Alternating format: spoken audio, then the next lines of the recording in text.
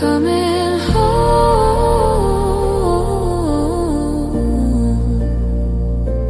coming home inside.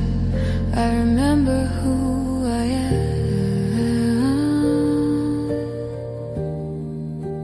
I don't have to hide.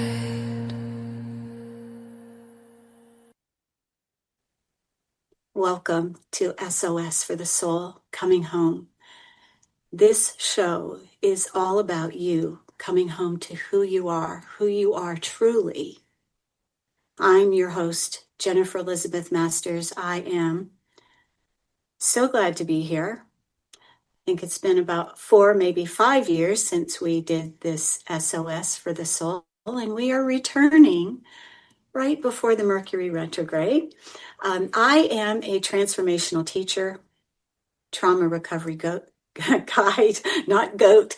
I am also the author of multiple books, Odyssey, Victim to Victory, Orgasm for Life, Sacred Relationships, and the upcoming book, Unbecoming. And this is where emotional healing meets embodied awakening.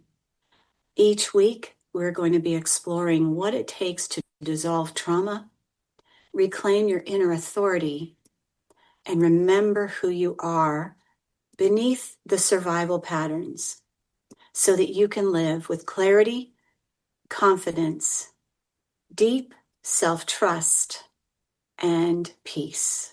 And you so deserve it. If you're ready for real transformation, you're in the right place. Welcome. I'm so glad you're here. I've been doing this work since, 1998 as a hypnotherapist, and 2011 as a certified life coach and healer, having worked on myself diligently to come to a place of joy, peace, and love of myself. You know, the old healer, heal thyself. And so my life has been a series of experiences, which I'm sure yours has been as well. Life is a series of experiences. We experience the rush of birth, the grace of death, and everything in between. And it's the in-between moments that shape us. If we don't recognize the lessons inside the experiences we have, we repeat them.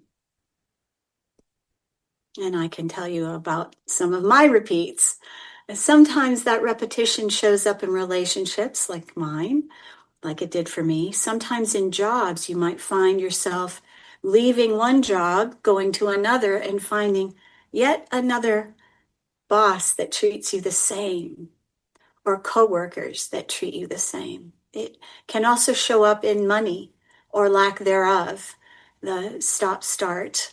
It can also show up in health. I just had a conversation right before I came on camera here with somebody that had trauma that she never healed. And so she's had surgery after surgery. It doesn't have to be that way. For me, it was marriage, different faces, different personalities, same outcome. Until I saw, oh, it's not them. It's me. I saw the pattern I was holding inside. I was looking for love outside of myself. I looked for other people to love me, to do the very thing that I was refusing to do for myself. I don't know if you've experienced something like that. I sure would like to know. So when I started to see the patterns that I was holding inside, I started to look at those patterns. So, maybe you experienced your trauma in other ways, maybe not marriage, maybe repetition of something else. But you could ask yourself, where am I repeating something that feels familiar but painful? Barbara DeAngelis did this process where you write home at the top of the page and you list all the things that your home was for you. Did you feel safe? Were you protected? Were you put in harm's way?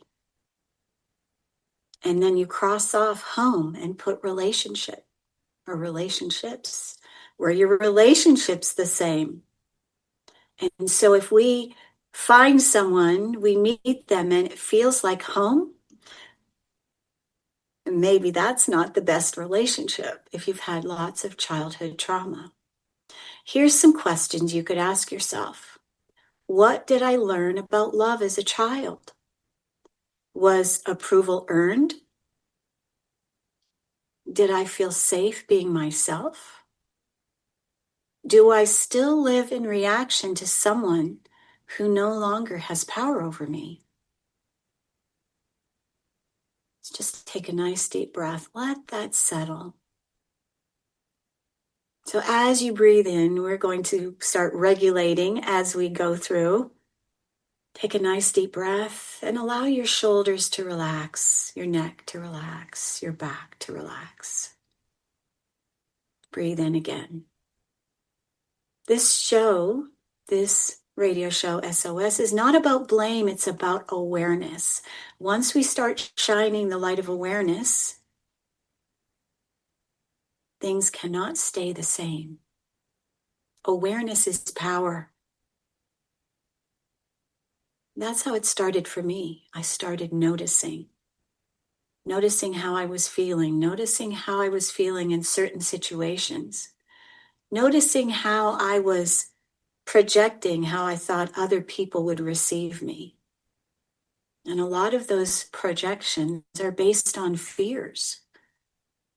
So in my mother's case, so my mother was the instrumental person in my life. And if you've followed me for a while, if you've watched my other videos, you know, she's 103, born July 10th, 1922. July 10th, 1922. She was an orphan at the age of 5. Her mother died when she was 32 after having her last baby. So my mom was an orphan at 5. She had terrible trauma. And perhaps you had a parent who couldn't give what they never got. Now that does not excuse what happened, but understanding what our parents experienced in their childhood frees us. When children grow up around criticism, anger, emotional predictability, or unpredictability rather, they adapt. We can become empathic. It's what happened with me. Our nervous systems adapt. We quiet ourselves. We might shrink. We might perform, play the piano for others. Look how well she dances, everyone. We prove ourselves. And later in life, that adaptation becomes anxiety. It might be overworking. It could be overspending. It could be self-doubt, even physical symptoms. I had my share of physical symptoms. I had fibromyalgia, Epstein-Barr. I had TMJ. And I'm saying in the past, I no longer have those things. But when I was looking outside of myself, I had very low self-esteem. I found myself holding my breath, barely breathing. So you may want to notice, how are you doing right now? Are you holding your breath? Are you breathing deeply? Are you exhaling completely? I certainly wasn't as a child or a teen, and even into young adulthood. I was searching for validation outside of myself, looking for approval elsewhere, not within me, even God outside of me, until I realized something life-changing. What I realized, what I was searching for was already inside of me.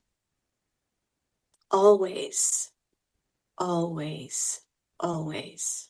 It's not distant. It's not conditional. It's always present.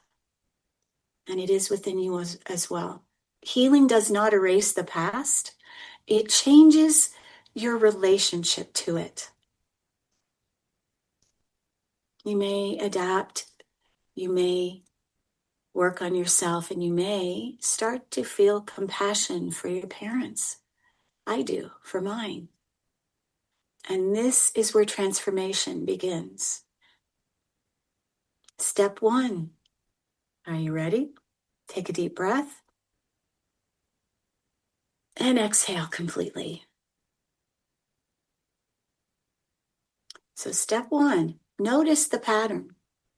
What is the pattern that is appearing in your life? McGillicuddy notices his pattern. Step 2, regulate your nervous system. Well, how do you do that? Calming your nervous system, sitting and meditating, breathing deeply, petting your cat or dog, that can help regulate your nervous system. Step 3, choose differently. When we're coming from a place of fear, that's where we are in our nervous system. So step 1, notice the pattern. Step 2, regulate the nervous system. And that's what I help you do. Step 3, choose differently. Now, I will be sharing something with you to calm your body in just a few moments, if you're ready for that. Most people try to change their behavior without calming their body. So they're working on calming the anxiety, calming the nervous system stress, but that never works in the long term. When our nervous system feels unsafe, somebody's nervous system is feeling very safe. My Yoda is playing with his little toy. So when your nervous system feels unsafe, it recreates the familiar. So I just want you to hear this and let it land. When your nervous system feels unsafe, it recreates the familiar. So before we change anything, so we don't want to repeat the same, we don't want to repeat the unsafe, we regulate. So let's do that now. Are you ready? So if you could sit upright, nice and straight. Why do we want to do that? Well, there's a couple of things that happen when our spine is straight. We are allowing energy to flow through the top of our head, through our spinal column, and allowing Kundalini to rise. It is part of our nervous system, part of our regulating body. So we're going to take a nice deep breath. And you can close your eyes if you would like. Close your eyes gently. And bring your attention to the top of your head. And take a nice deep breath. Most people live in their minds, in their head, in their brain. So let's guide you into your body. Notice the hair on your head, the skin on your scalp, relaxing the scalp on your head, relaxing your ears, relaxing your jaw, letting your tongue float inside your mouth, relaxing the jaw, the muscles around your mouth. Continue to breathe. Soften your forehead, unclench your jaw, and inhale slowly for the count of 4. Exhale for the count of 6. Excellent. Let's do that again. Inhale slowly for the count of 4. And exhale for the count of 6. It's like a little dance within the body. One more time, and bringing awareness down your spine. Imagine a warm golden light moving downward, calming each vertebrae, and letting this settle your nervous system. Whisper softly to yourself, I am. I am. I am. I am. Truth is my identity.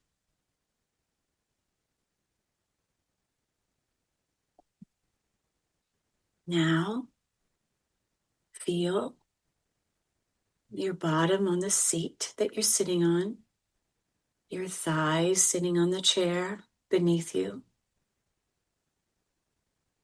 Notice something around you,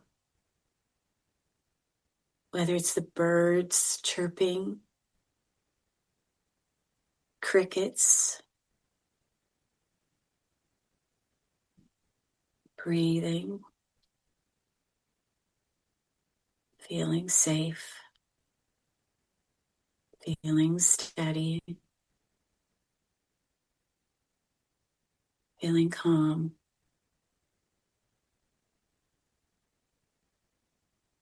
Taking another nice slow inhalation, allowing your shoulders to drop a little bit more, relaxing more deeply, and exhaling slowly.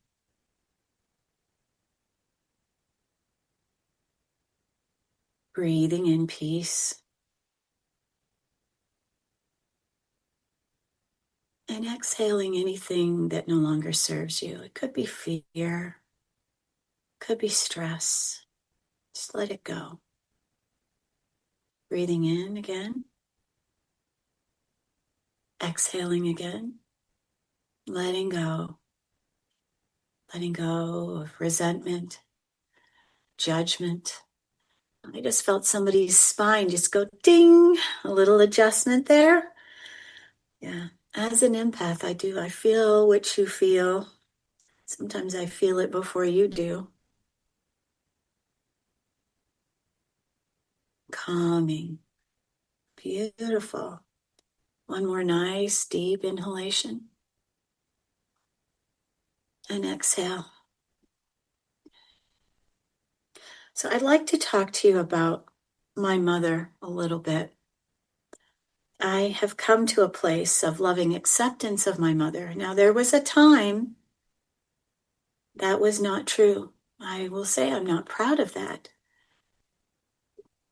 But when someone puts you in harm's way repeatedly, when someone doesn't protect you from harm, when you experience things that no child should ever experience at 5, at 6, you can hold a host of anger, resentment, and debilitating anxiety. I had all of those things, depression. When I shifted those things within me, when I stopped hating her, stopped hating those who hurt me, excuse me, it is amazing how much easier it was to love me, to accept me, to forgive me. And with that forgiveness, and there's so many different ways to forgive yourself. I love the Ho'oponopono prayer, where you breathe in. I like to do it this way. So you hug yourself, take a deep breath. Let's do this together. And you want to turn your focus inward towards your inner child. Your child is in there, believe me, under lock and key, maybe on mass protection. Breathe. So we're thinking about the inner you, the inner Grace, the inner Becky, the inner Linda, the inner Debbie, the inner Mark, the inner Stephen, the inner Forenza, the inner Sophie. Breathing in, thinking of you, your little inner child, with your eyes closed, focusing on your little inner child. I'm sorry. Say it with me. I'm sorry. Please forgive me. I love you. Thank you. One more time. Breathe in deeply and exhale, letting go, letting go. I'm sorry. Please forgive me. I love you. Thank you. So what's the point of this? Well, what I will tell you is whenever we're doing any kind of healing work, we need to start with ourselves. We need to focus on letting go of whatever we're holding on to, whatever resentment, whatever hatred. Forgive yourself for being angry. Forgive yourself for maybe yelling at your children. Forgive yourself for anything that you've done that you felt ashamed of. But let it go, because holding on to these deep emotions without processing them, without self-forgiveness, will lead to all those things that I described to you earlier: TMJ, migraines, depression, anxiety, fibromyalgia, Epstein-Barr, lots of things, lupus, all of those things, emotions held in can make us sick. We're not meant to hold them. We're meant to release them, process them. And this is what I help you do when I work with you one-on-one. So I hope this was good for you. So what can you do with that Ho'oponopono prayer? You can use it to forgive anyone who's ever hurt or harmed you. Why would you want to do that? Forgiveness is divine. We are not meant to hold on to hate. Hate harms us. Complaining harms us. I know I said I was going to talk about my mom, which I will do. So I forgave my mom. And that's how I did it. Multiple times. I cannot tell you how many times that I went over that forgiveness prayer. Multiple times. It's a kahuna healing prayer. And it has been used by the kahuna healers of Hawaii for healing huge, huge, huge challenges. The biggest.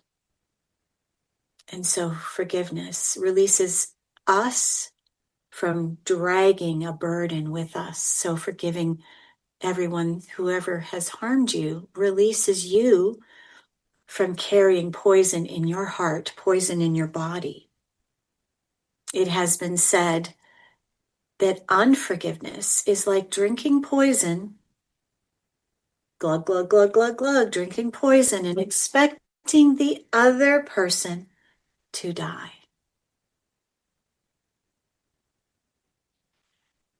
Forgiveness is divine. It releases us from the burden. You'll feel so much better. You will age more slowly when you let go of hate, resentment, anger. And what's happening, so we were talking about my book, the book Unbecoming. We're letting go of all the things that aren't us. The pain, the sorrow, the suffering, the anger, the shame, the guilt. Those are not you. Those are not who you are. We're coming home to who you truly are. And you are beautiful. You are amazing. And you are capable of so much. So the thing I want to say about my mom, so at 103, she does not complain. She still lives alone, amazing as it may be. She's on a waiting list to get into an assisted living. She has her own apartment. She does. I saw her recently. Now she's not where she was 6 months ago or 9 months ago or a year ago or when she was 100, but she's 103. And a couple of things that have led to her still looking great. You can see these videos. I've got them on TikTok and I've got them on YouTube, my mom. And there's a few more interviews coming up. I will be posting them soon. But she still, is of sound mind. Maybe not 100% of the time. Her mind does wander. But she has maintained movement is imperative. Keeping yourself flexible, moving your body every day. She used to exercise with Jack LaLanne, I know that was years ago, long before it was, long before it was popular to go to the gym. There were no gyms back then. Yeah, she exercised. She mowed her grass till she was 90. She drove her car until she was 98, God help us. And she did not complain about pains. And she didn't take medication for the slightest pain or headache. She very rarely did. Now she don't, I think she's only taking blood pressure medicine, I think is all. Okay. So what does complaining do? Well, it shrinks the hippocampus. And of course, it keeps us in a state of negativity. So one of the things that I focus on is always looking for the silver lining in everything. What did I learn here? What is the truth here for me? Why was I dysregulated? Why did I become angry? What triggered me? What triggers me? When am I the happiest? When do I get disrailed or derailed? When do I get thrown for a loop? What does do that for me? So, someone who mimics my mom, so I'll give you a few things about my mom. She was very critical. She didn't take responsibility for her actions. She blamed others. She was very controlling, manipulative, used guilt and shame to manipulate, and also fear. And let's see what else. Yes, blamed others for everything, did not take responsibility, no empathy. Yeah, that describes my mom. So, as a result, it has made me extremely sensitive. I'm empathic. I feel what you feel before you feel it or as you're feeling it. Truth is your identity. So, one of the things that was difficult, and it may have been difficult for you, was being authentic. If you had a mother or a father like mine, you may have had difficulty being yourself. You may have had to govern yourself accordingly. Watch the weather in your house. Is your mother upset? Is she angry? Do you need to quiet? Do you need to go hide? Do you need to go clean your room before she gets angry with you?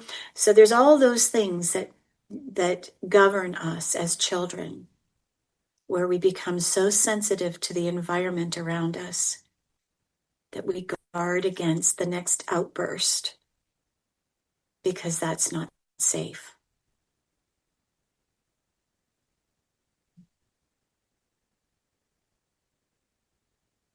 So I'm going to ask you a couple of questions. You might want to jot these down.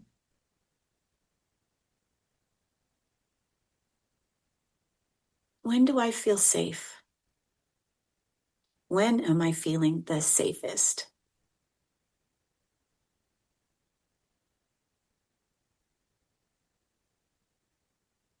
Do I bring fear with me when I walk out the door? Do I expect things to happen that are not good? So what happens is when we start expecting things to not turn out well, we put that belief in our nervous system. We put that belief in our subconscious mind, and that's what materializes. So one of the things that I've discovered is projecting the good, focusing on what desire you would like, focusing on what outcome would you like. I just experienced a court case where I was up against someone with, let's just say, the divine blueprint of my mother. So this was very interesting because it allowed me to see how far I've come, how much has been healed, and then to see, okay, this pattern still can dysregulate me if I allow it. How can I get myself into a regulated state? How can I get myself into a calm state when I know I'm going to face someone who is like the person that dysregulated me in my childhood. And so I had many court appearances with this person. And the last one was just, what day was that? Monday, just 2 days ago. And prior to this court appearance, this is what I did. I went to the beach. I took my little dog for a walk on the beach. I got myself grounded, walked barefoot. I prayed. And I did something that's kind of interesting. I thanked God for the positive outcome that I wished for. I thanked the angels for protecting me. I thanked Archangel Michael for protecting me. I thanked all my guides for the positive outcome, for the win. Now, you could say, well, that took a little chutzpah, but this is how we govern our nervous system. We plan for the outcome. We're looking at the future of ourselves, the future self. What do you want for you in the future? How do you see yourself in the future? Can you envision yourself in the future being completely happy, living the dream life that you wish for, with the partner that you love, that loves you back? Can you see that? So that is your expanded state when you start seeing yourself in the future. And you start doing that every single day. It is that belief that it is possible expands you, where if you focus on the fear, well, that never works for me. Nothing ever works for me. Those things don't work for me. That doesn't help me. That is your belief forming, and then you will have the result of it. Which reminds me of my client, Sonia. She came to me and she said, I've done all these things with so many different healers, and nobody has fixed the problem so far. Nobody has helped me get there until you. So that's what I do. Fix the problem from the root with you. We get to the core wounding. We heal it from the subconscious, the very place it exists, so it's no longer there. And then you rise above it. And you begin to see yourself in that expanded state. Your true self, where you've come home to who you are, your authentic identity. That's what coming home is all about. And each week we're going to be exploring different aspects of coming home. Next week we're going to be talking about judgment. I believe this is one of the hardest things that we as humans have to deal with. We judge ourselves harshly. And especially if you had a parent that judged, that criticized, you may have a difficult time with judgment also. You may look at people. Have you seen that video of this beautiful flight attendant standing by an escalator? And there's only one person that looks at her with adoration. This is a young girl. It's a great video. I think it's on TikTok and YouTube. She's standing there, beautiful body, gorgeous hair, beautiful face, impeccably clothed in high heels. I couldn't wear those at this point, but I admire someone that can. And everybody that walks by her is judging her. They have a face of judgment. So when you can look at someone who's beautiful and say, wow, look at how beautiful you are. That is your inner beauty. You are seeing the beauty in someone else as well.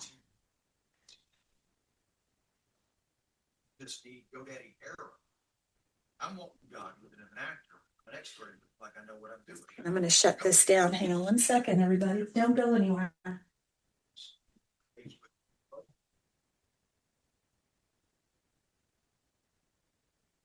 Okay, so when you start to believe something different for yourself, when you start to believe that you can be expanded, that infinite love is possible, infinite wealth is possible. Maybe just you want to be comfortably wealthy. What I discovered was my wealth, my security was tied to not receiving consistent love when I was a child. Love and money are on the same parallel. It's not the love of money. It is whatever programming you have within you about love, your own personal worth. That is what regulates your wealth. So when you can love yourself, when you know that you're deeply loved, when you can feel that within you solidly, your money situation will be that way also, solid, not fluctuating.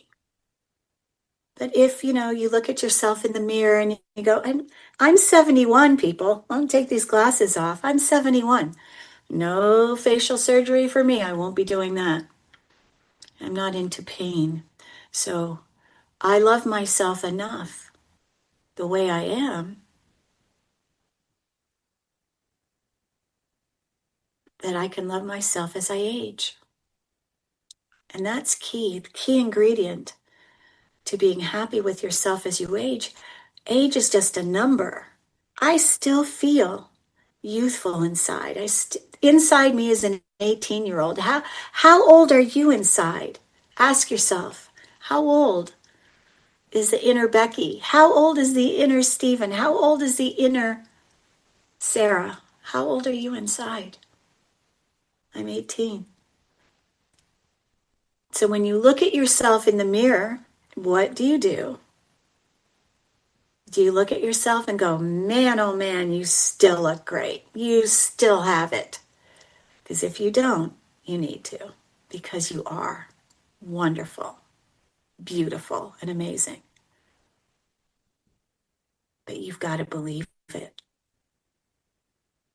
Our beliefs govern our world, our reality.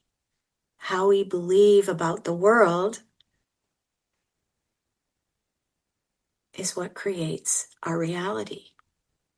So if you look outside and you see a lot of craziness going on and you think, oh my gosh, I don't want to be here in this craziness. I don't recommend it. I don't recommend it. Life is beautiful when that's your focus. When you believe each moment is precious. If you have a dog, you can see how focused they are on the present moment. All those things out there, all the TV, the news media, everything that is going on in the world, and it's true today as it was 20, 30, 40 years ago. The things out there are just, disclaimer, are just something to throw you off, to get you off balance, to keep your focus away from what's really important. What's really important is you loving yourself, being in joy in every moment, enjoying each precious moment that you have, knowing that you are blessed, knowing that you are protected. And the trauma was then, not now. And hopefully you are safe where you are. All right, everybody take a deep breath. So what do you believe about you? Do you believe that you are loved? Do you believe that you are precious?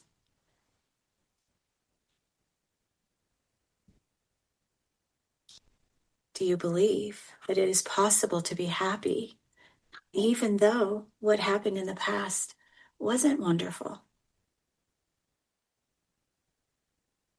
It is possible to reclaim your childhood. I have rewritten mine, and you can do so also. Rewrite your childhood. How would you like it to be? Write the story of your childhood in the terms you would like it to be. Seeing yourself loved by your parents, accepted as you are. Read it to yourself every day. There are lots of different ways that you can reprogram your belief system and your subconscious mind. All right, take another deep breath and exhale.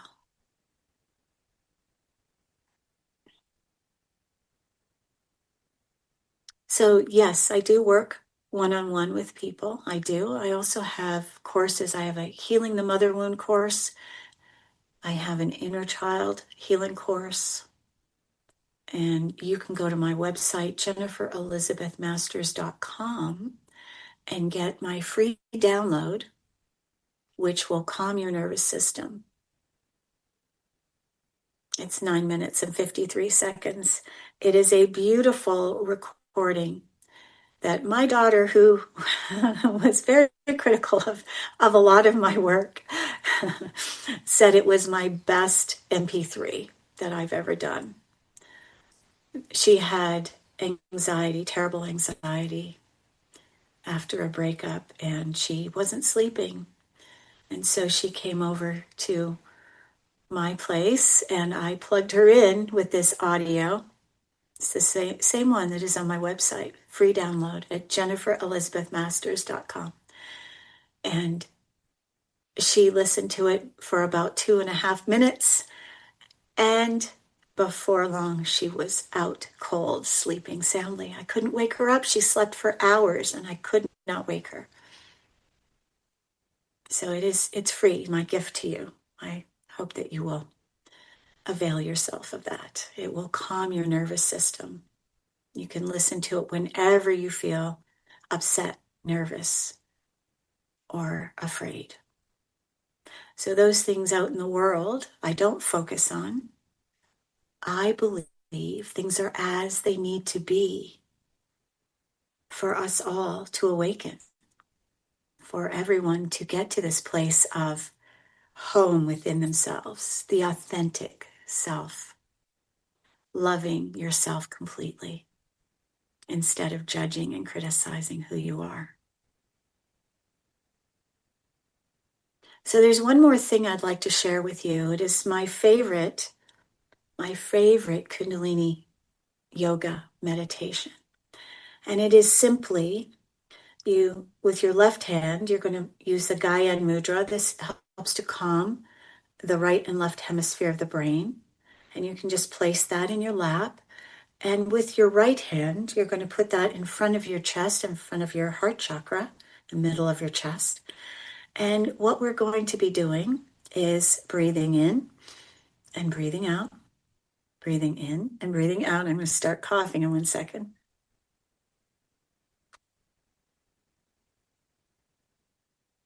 Excuse me. So as you breathe in, you're going to breathe in, I am. Breathe out, I am. Breathe in, I am. Breathe out, I am. Breathe in, I am. Breathe out, I am. You can close your eyes. Breathe in, I am. Exhale, I am. So it's I am. I am. I am. I am. I am. I am. I am. I am. Now, you can do that for 20 minutes. It will help to calm your nervous system, help to calm your body. Some of you, though, I hear your mind going, I am what? You are. I am. I am is who you are. I am is who you are. I'll go into that more in another show. All right. So if anything resonated with you today, there are ways for you to go deeper.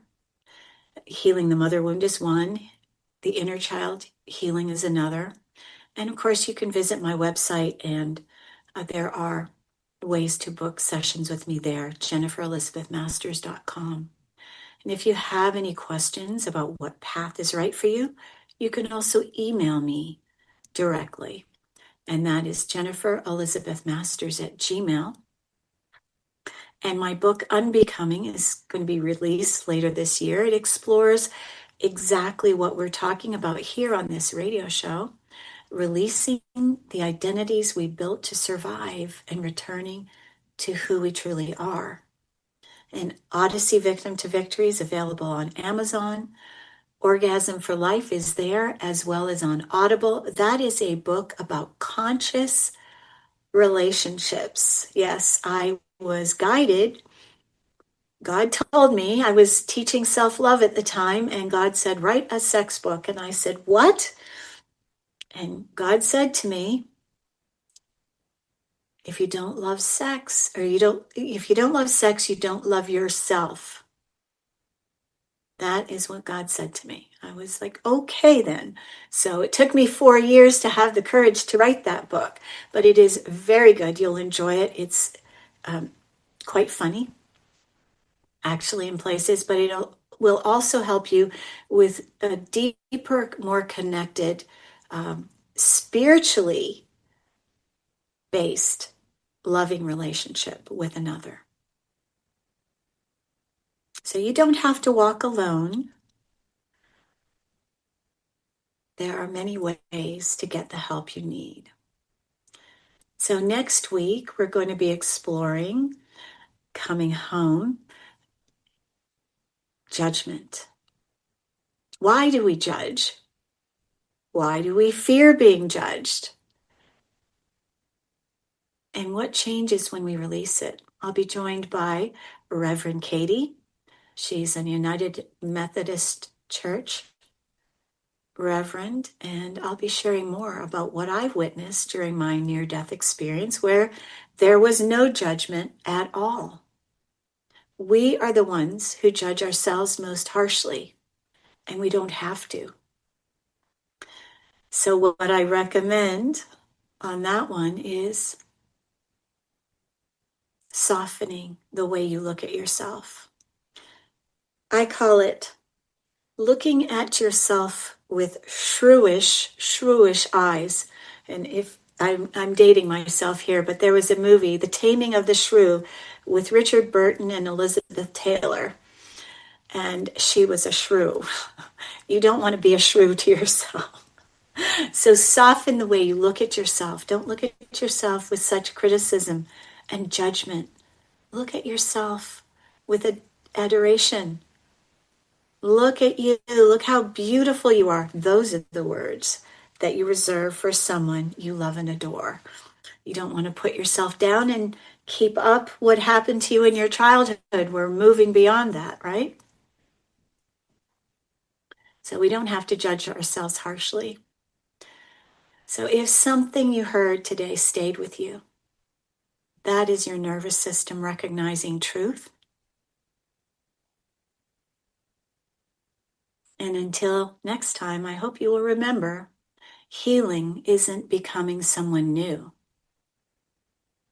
It is unbecoming everything that you were never meant to carry.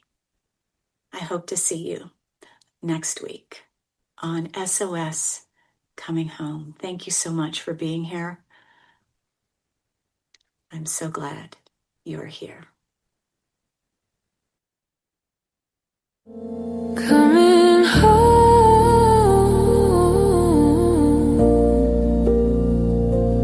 coming home to me. I don't have to disappear.